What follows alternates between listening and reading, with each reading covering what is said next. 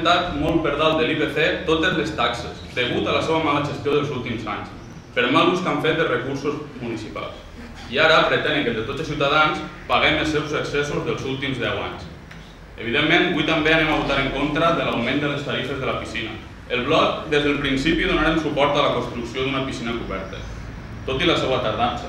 L'equip de govern, en aquell moment ja, ens deixà fora en el que era el model de gestió, en el que va ser l'adjudicació. Vostès aprovaren en solitari les tarifes per als usuaris. Ja votarem en contra d'aquestes tarifes actuals perquè ens pareixia que eren massa altes. Gràcies, pensem, a la nostra insistència, aconseguirem que s'incloïren alguns descomptes i bonificacions per als usuaris, que en un principi no estaven contemplades. I nosaltres el que volem és que s'apunten molta gent, perquè és bo, perquè és saludable i perquè també volem, com ja s'ha comentat, que el forat econòmic de la piscina es reduïsca.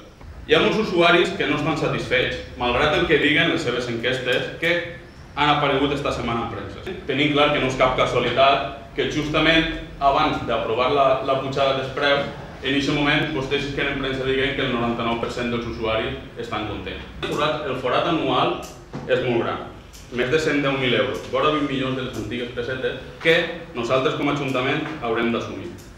I el pitjor de tot és que aquest augment que avui vostès aprovaran no va a reduir el forat actual, ni el proper, com el propi informe tècnic reconeix en les seves previsions per als futurs anys.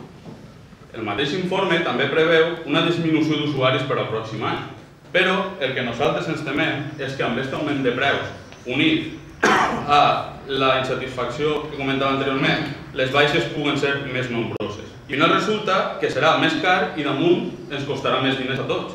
La solució a aquesta situació no passa per l'augment abusiu de les tarifes molt per dalt de l'IPC, evidentment. Passa per una millora del servei, per tindre els usuaris més contents i, fonamentalment, per una reducció molt important de les despeses actuals.